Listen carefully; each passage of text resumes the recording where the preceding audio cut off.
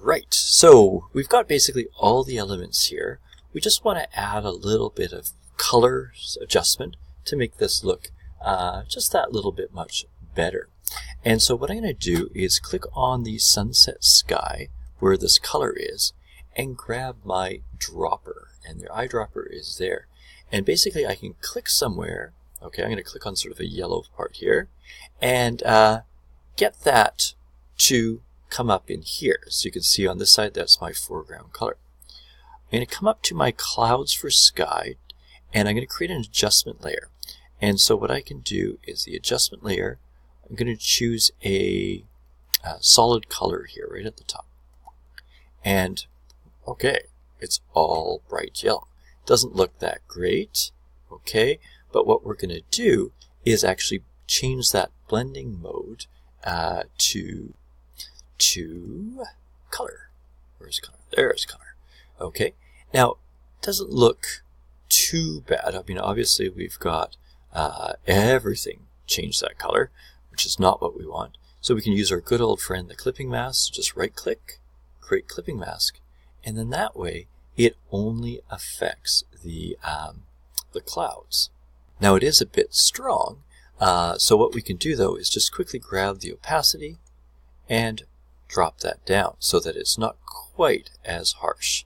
And so you got a little bit of that yellow in there, okay, maybe around 50–60%, whatever it is to your liking. And then, you know, with that you might have to come back, and I can see some of this cloud sort of showing up. So I'm just going to grab my brush, flop that back to that, and just make sure we're on the right layer. Clouds. Just going to clouds. So there we go. And just sort of get rid of some of these guys here. Okay, good. So I think that's looking pretty good. Let me just get rid of this, push this up a bit. And then you can sort of see what you want to do. Okay, we're going to do a little bit more with the color here. To add that color, I'm going to go back to the sunset level here, sunset sky one, and I'm going to resample that orange color.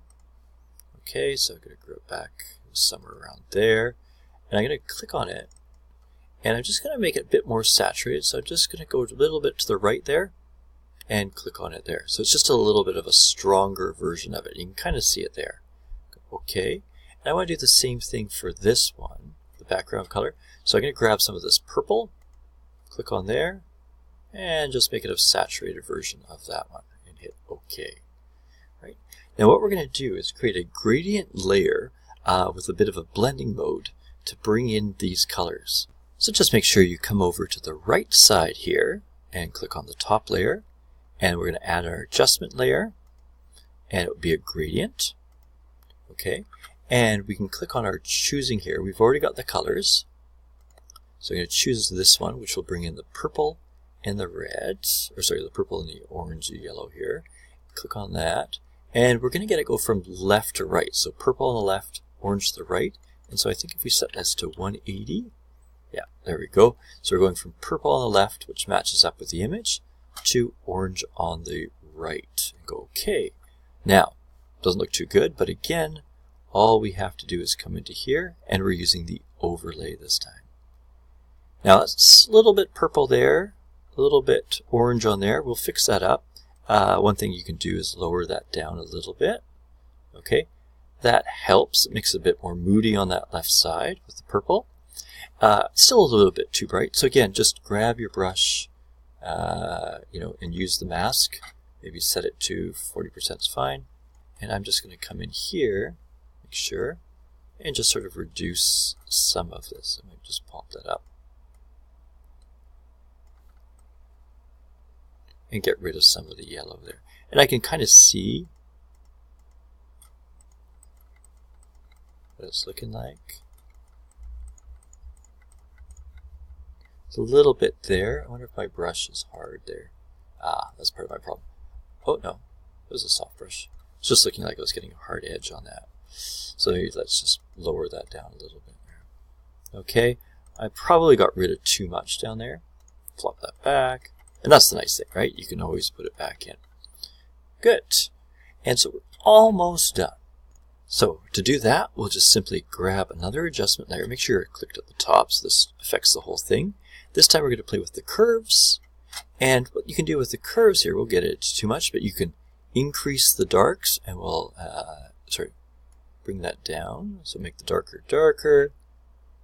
And then just bring up the brights a little bit, just to give it a little bit more contrast. You can always use this little eye thing to see your difference. You can see the darks here a little bit more prominent.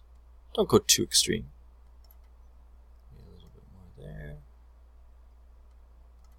And then just check to see. Good. So it sort of gets a little bit more brooding look over here. It's a little bit too bright on this side. I might just bring this down.